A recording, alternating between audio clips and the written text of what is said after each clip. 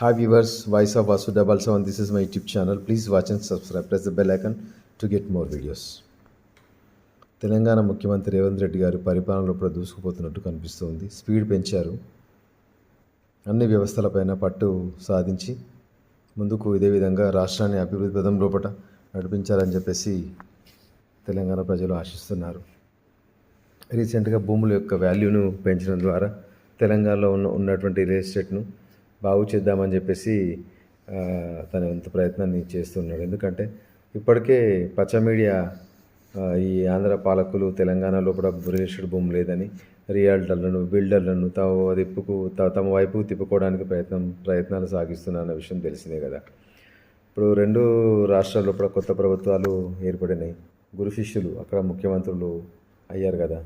ఎంతైనా కానీ ఇప్పుడు చంద్రబాబు నాయుడు యొక్క శిష్యుడే కదా తెలంగాణలో కూడా కాంగ్రెస్లో ఉన్నటువంటి రేవంత్ రెడ్డి గారు. మరి ఈ సిచ్యువేషన్ ఎట్లా అనిపిస్తుంది అంటే కేంద్రం నుంచి ఎక్కువ నిధులు తీసుకొచ్చుకునే విధంగా ఆంధ్రప్రదేశ్ రాష్ట్రం కనిపిస్తుంది. ఎందుకంటే వాళ్ళు కేంద్రంలో ఉన్నటువంటి ఒక ఎన్డీఏ గవర్నమెంట్లో కూడా భాగస్వాములుగా ఉన్నారు కాబట్టి తద్వారా వాళ్ళకు ఎక్కువ నిధులు ప్రత్యేక హోదా లేకున్నా ప్రత్యేక ప్యాకేజ్ అని చెప్పేసి రీసెంట్గా ఉన్నటువంటి ఒక బడ్జెట్ లోపల కూడా వాళ్ళకు నిధులు కేటాయించారు. పోలవరానికి కానివ్వండి, అమరావతి రాజధానికి కానివ్వండి 15,000 కోట్లు అని చెప్పేసి. అంటే పర్టికులర్గా బడ్జెట్ లోపల రాష్ట్రం యొక్క పేరును తీసుకున్నది నిర్మలా సీతారామన్. కానీ తెలంగాణకు మాత్రం మరి బడ్జెట్లో ఎంత కేటాయించారో ఆ విషయాన్ని అయితే అవగతం చేయలేదు. తద్వారా తెలుస్తుంది ఏంటంటే తెలంగాణకి నిధులు తక్కువ వచ్చినట్టు విషయం అర్థమవుతోంది. కేంద్ర పథకాలు తెలంగాణ పైన, ఎందుకంటే సెంట్రల్లో ఉన్నటువంటి గవర్నమెంట్కు అనుకూలంగా ఉన్నటువంటి ప్రభుత్వాలకే నిధులు సకాలంలో కూడా మంజూరయ్యి రాష్ట్రం యొక్క అభివృద్ధి సాధ్యమవుతుంది. మరి ప్రజెంట్ ఉన్న సిచ్యువేషన్ చూస్తుంటే అలాంటివి ఏం కనిపించట్లేదు. ఈ యొక్క సిచ్యువేషన్ను మరి రేవంత్ రెడ్డి గారు ఎంతవరకు హ్యాండిల్ చేస్తారో ఇంకా 4.5 సంవత్సరాలు వేచి చూడాల్సిందే. కానీ ఏంటంటే రేవంత్ రెడ్డి గారికి, ముఖ్యమంత్రి గారికి మంచి అవకాశం లభించింది. ఎందుకంటే అతను యాక్టివ్గా ఉంటాడు, ఎక్కువ వృద్ధుడు కాడు కాబట్టి, యువకుని మాదిరిగా ఉంటాడు కాబట్టి రాష్ట్రాన్ని పరిపాలన లోపల ముందుకు దూసుకెళ్లే విధంగా తన యొక్క మంచి నిర్ణయాలతోని రాష్ట్రాన్ని అభివృద్ధి పదంలో నడిచేటువంటి విధంగా ఉండాలి. ఈ వచ్చేటువంటి అవకాశాన్ని రేవంత్ రెడ్డి గారు సద్వినియోగం చేసుకొని యువతకు ఉపాధి అవకాశాలపైన, విద్యపైన, వైద్యం పైన ముఖ్యంగా తన యొక్క ఫోకస్ను చేసి రాష్ట్రాన్ని ఎంతో ముందుకు తీసుకెళ్లాలని చెప్పేసి తెలంగాణ ప్రజలు భావిస్తున్నారు. అదేవిధంగా మూలన పడ్డటువంటి ఈ యొక్క రిలేషన్ వ్యవస్థను ముందుకు నడిపించాలని చెప్పేసి ఈ పచ్చ మీడియా యొక్క ప్రాబల్యంతో కావాలని చెప్పేసి ఈ యొక్క మీడియా సంస్థలు, వార్తాపత్రికలు తెలంగాణ లోపల రియల్ ఎస్టేట్ భూమి లేదు అని కృత్రిమంగా ఇలాంటి సిచ్యువేషన్ వీళ్ళు క్రియేట్ చేసి తద్వారా వచ్చేటువంటి హైకును ఆంధ్ర రాష్ట్రంకి ఉన్నటువంటి అమరావతి సైడ్ కానీ, విశాఖపట్నము, గుంటూరు, చిన్న కాకాని, పెద్ద కాకాని, మంగళగిరి ప్రాంతం లోపలికి మళ్లించుకొని ఈ రియల్ ఎస్టేట్ వ్యాపారాలను అటు సైడ్ మళ్లించుకోవడానికి ప్రయత్నాలు జరుగుతున్నట్టు స్పష్టంగా కనిపిస్తుంది.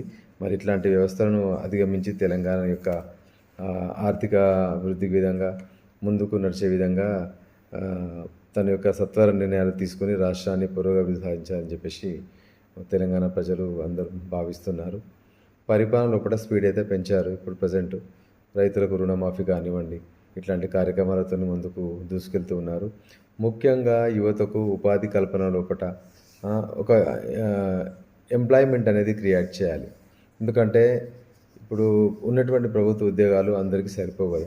కాబట్టి అన్సెక్టెడ్ ఫీల్డ్ లోపల చాలామంది వర్క్ చేస్తూ ఉంటారు కదా, అన్సర్టెన్ ఫీల్డ్ లోపల. అలాంటి వారికి రుణాలు ఇచ్చి వ్యాపార సంస్థలు పెట్టుకోవడానికి కానివ్వండి, సింగిల్ విండో విధానం ద్వారా దేశం లోపల ఉన్నటువంటి మంచి మంచి సంస్థలని ఇక్కడికి తెలంగాణ లోపలికి తీసుకురావడం. ఎందుకంటే భౌగోళిక పరంగా తెలంగాణ పరిశ్రమలకు ఎంతో అనుకూలంగా ఉంటుంది. అదే ఆంధ్ర చూసుకుంటే భౌగోళిక పరంగా ఆంధ్ర పరిశ్రమలకు అంత మంచి ప్రాంతం కాదు. ఎందుకంటే దానికి కారణం ఉంది. సముద్రం పైనుంచి వచ్చేటువంటి యొక్క గాలి అక్కడ ఉన్నటువంటి కర్మాగారంలో ఉన్నటువంటి యంత్రాలు తుప్పు పట్టే విధంగా ఉంటుంది. తద్వారా వాటి యొక్క ఓవర్ హాలింగ్ తెలంగాణలో కూడా సంవత్సరానికి ఒకసారి చేస్తే ఆంధ్రలో సంవత్సరానికి 4 సార్లు చేయాల్సి వస్తుంది. అంటే ఎవరే కానీ పారిశ్రామికవేత్త ఏం ఆలోచిస్తాడంటే తమ యొక్క యంత్ర పరికరాల ఓవర్ హాలింగ్ తక్కువ సార్లు చెప్పేసి ఆలోచిస్తాడు. ఇదే విషయాన్ని దృష్టిలో పెట్టుకుంటే యాక్చువల్గా ఉన్న ఫ్యాక్ట్ ఇది అనమాట. ఆంధ్ర లోపల ఎక్కువ కర్మాగారాలు రాకపోవడానికి రీజన్ ఇది. యంత్ర పరికరాలు సముద్రం పై నుంచి వచ్చేటువంటి గాలికి తుప్పు పట్టి ఓవరాలింగ్ తొందరగా వస్తాయి. అంటే తొందరగా చెడిపోయేటువంటి ఆస్కారం ఉంటుంది. అంటే కంప్యూటరుకు సంబంధించినటువంటి సాఫ్ట్వేర్ అయినా సరే, హార్డ్వేర్ అయినా సరే, ఇంకెలాంటి రిఫైనరీస్ అయినా సరే, పెద్ద పెద్ద భారీ పరిశ్రమైనా సరే ఆంధ్రప్రదేశ్ ప్రాంతం యొక్క భౌగోళిక పరంగా కరెక్ట్ కాదు. అక్కడ వాతావరణము పరిస్థితులు అనుకూలించదు. ఎప్పుడు తుఫాన్లు వస్తాయో ఎప్పుడు ఎలాంటి సిచ్యువేషన్ ఉంటుందో కూడా తెలియదన్నమాట. పైగా వేడి ప్రాంతము, వాతావరణము చాలా వేడితి, గాలిలో పడే తేమ శాతం ఎక్కువగా ఉంటుంది. ఎండాకాలంలో కూడా విజయవాడ, గుంటూరు ఇలాంటి ప్రాంతంలోకి వెళ్తే ఆ విషయం స్వతహాగా అనుభవించిన వారికి తెలుస్తుంది. కాబట్టి తెలంగాణ వాతావరణ పరంగా, భౌగోళిక పరంగా పరిశ్రమలకు ఎంతో అనుకూలమైంది. ఏ పారిశ్రామికవేత్త అయినా సరే ఏం ఆలోచిస్తాడు, ఎక్కువ లాభాలు ఉంటాయో వాళ్ళకి సింగిల్ విండో విధానం ద్వారా భూమి, ల్యాండ్ అక్విజిషన్, కరెంటు సప్లై ఇట్లాంటి మౌలిక వస్తువులు తొందరగా కల్పిస్తారో ఆ ప్రాంతం లోపల పరిశ్రమలు ఎక్కువగా వచ్చే ఆస్కారం ఉంటుంది. కానీ ఏ విషయం చెప్పుకున్నా సరే మాత్రం ఈ విషయంలో మాత్రం జస్ట్ రీసెర్చ్ చేస్తే తెలిసింది ఏంటంటే చైనా చాలా బెటర్ అనిపిస్తుంది అసలు. ఇప్పుడు ఈ టాపిక్ నుంచి చైనా వరకు పోవడం ఏంటంటే, చైనాలో కొన్ని ప్రాంతాలు చూస్తూ ఉంటే అమెరికాలో ఉన్నటువంటి న్యూయార్క్ లాంటి సిటీస్ చైనా లోపల ఇప్పటికే 10 కంటే ఎక్కువగా ఉన్నాయి. జిన్జియాంగ్ కానీ, జియాన్ సిటీ కానీ, యూబీ సిటీ, షాంఘై, బీజింగ్ ఇట్లాంటి సిటీస్, ఒక్కొక్క సిటీస్ని వీడియోస్లో కూడా చూస్తూ ఉంటే వాళ్ళు ఎంత అడ్వాన్స్ టెక్నాలజీ, ప్రపంచానికి సరిపడా వస్తువుల్ని వాళ్ళు ఎగుమతి చేస్తున్నారు. ప్రతి ఒక్క వస్తువులు, స్టేషనరీ సామాన్ కానీ, పిల్లల వస్తువులు కానివ్వండి, ఎలక్ట్రానిక్ పరికరాలు కానివ్వండి, మొత్తం ఆఫ్రికా నుంచి పశ్చిమాసియా, అమెరికాకు, యూరోప్కి, సౌత్ ఏషియాకు, నార్త్ ఈస్ట్ ఏషియాకు, ప్రతి దేశానికి కూడా వాళ్ళు ఎలాంటి వస్తువులైనా సరే. మరి దీనికి రీజన్ ఏంటంటే అక్కడ ఇప్పుడు ఏమైనా కంపెనీ పెడతా అంటే సింగిల్ విండో విధానం ద్వారా వాళ్ళకు ల్యాండ్ అక్విజిషన్ ఇచ్చి సత్వరంగా వాళ్ళకి పవర్ సప్లై, మౌలిక వస్తువులు, నీటి వసతులు ఇట్లాంటివి కల్పించి మరి బ్యాంకుల ద్వారా వాళ్ళకు రుణాలు ఇప్పించి ఇండస్ట్రీస్ ఎక్కువ పెట్టేటువంటి ఆస్కారం చైనాలో.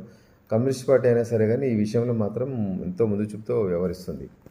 మరి వచ్చేటువంటి అవకాశాన్ని సద్వినియోగపరుచుకొని రేవంత్ రెడ్డి గారు కూడా తెలంగాణను అభివృద్ధి పదంలో అంటే కర్మాగారాలు, పరిశ్రమలు ఏర్పాటు చేయడం ద్వారా ప్రజల యొక్క జీవన పరిస్థితిని మెరుగుపరిచి అంటే వాళ్ళ యొక్క ఆదాయాన్ని పెంచేటువంటి విధంగా ఆలోచన చేయాలి. వచ్చిన అవకాశాన్ని సద్వినియోగం చేసుకునేవాడే. గల్లీలో 6 ఎవడైనా కొడతాడు, స్టేడియంలో కొట్టినాడు విన్ అవుతాడు. కాబట్టి ముఖ్యమంత్రి గారికి మంచి అవకాశం దొరికింది.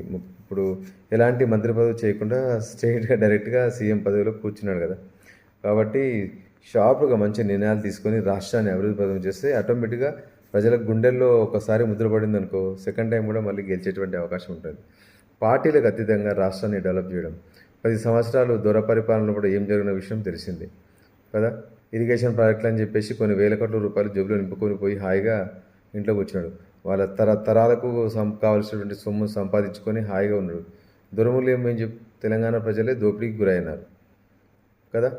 కాబట్టి రేవంత్ రెడ్డి గారు మంచి పరిపాలన అందించి రాష్ట్రాన్ని ఆర్థిక పురోగతి సాధించి అందరికీ మౌలిక వసతులు ఇలాంటివి కల్పించి, ముఖ్యంగా ఉపాధి, ఈ విద్యా వ్యవస్థను కూడా పూర్తిగా ప్రక్షాళన చేయాలి. ఇప్పుడు ఈ పక్కకు ఒక దేశం ఉంటుంది నార్త్ కొరియా అని చెప్పేసి, అక్కడ కిమ్ అని మనం చెప్పుకుంటూ ఉంటాం, అది ఒక డిక్టేటర్ అని చెప్పేసి. కానీ అక్కడ 5 మంచి విషయాలు తెలుసా. అక్కడ ఉన్నటువంటి నార్త్ కొరియాలో ఉన్నటువంటి ప్రతి ఒక్కరికి సొంత ఇల్లు ప్రభుత్వమే ఇస్తుంది. నిర్బంధ విద్య అంటే వాడు ఎంతవరకు చదువుకున్నా సరే ఎడ్యుకేషన్ ఫ్రీ ఉంటుంది. నార్త్ కొరియా కిమ్ నియంత అని చెప్తూ ఉంటాం కదా. అక్కడ వైద్యం ఫ్రీ, ఎలాంటి రోగం వచ్చినా సరే ప్రభుత్వ ఆసుపత్రుల్లో పట్టే చికిత్స ఉచితంగా జరుగుతుంది. మరి మన దేశంలో అంటే మన రాష్ట్రంలో, మన దేశంలో విద్యను మొత్తం వ్యాపారం చేసిండ్రు. లక్షల కోట్ల రూపాయలు విద్యా అర్జన ద్వారా పేదవాడికి విద్యను దూరం చేసిండ్రు. ఇంకా వైద్యం అంటావా, చెప్పనీకి రాదు. ఇక ప్రభుత్వ దవాఖానాలకు పోవడం కంటే ఇక అవి ఒక మృత్యుకూపాలుగా మారుతాయి. అవి అంత నరకము అసలు ప్రభుత్వ దవాఖానాలు అంటే. ఇక ప్రైవేట్లోకి పోతే ఉన్న ఆస్తులు అమ్ముకోవాలి. ఆస్తులు లేనోడు హాస్పిటల్ లోపలనే శవమై వెళ్తాడు. విద్య, వైద్య, ఉద్యోగం, ఉపాధి అవకాశాలు, ఈ 3 అవకాశాలు ఏ గవర్నమెంట్ అయినా సరే ఉచిత మొత్తం విద్యను ఫ్రీగా ప్రొవైడ్ చేయాలి. అదేవిధంగా వైద్యము, ఎందుకంటే మనది ఎక్కువ జనాభా ఉన్నటువంటి దేశము, ప్రతి ఒక్కరికి హెల్త్ ఇష్యూస్ చాలా ఉంటాయి కదా. ఈ వ్యవస్థను ప్రక్షాళన చేస్తే ప్రజల యొక్క మన్ననలు అందుకునే విధంగా పరిపాలన సాగిస్తే నెక్స్ట్ టైం కూడా ఆటోమేటిక్గా గెలిచేటువంటి ఆస్కారం ఉంది. వచ్చిన మంచి అవకాశాన్ని రేవంత్ రెడ్డి గారు ముఖ్యమంత్రి సద్వినియోగపరుచుకొని ప్రజల గుండెల్లో కూడా చిరస్థాయిగా నిలిచిపోయేటువంటి పరిపాలన కావాలని చెప్పేసి తెలంగాణ ప్రజలు కోరుకుంటున్నారు.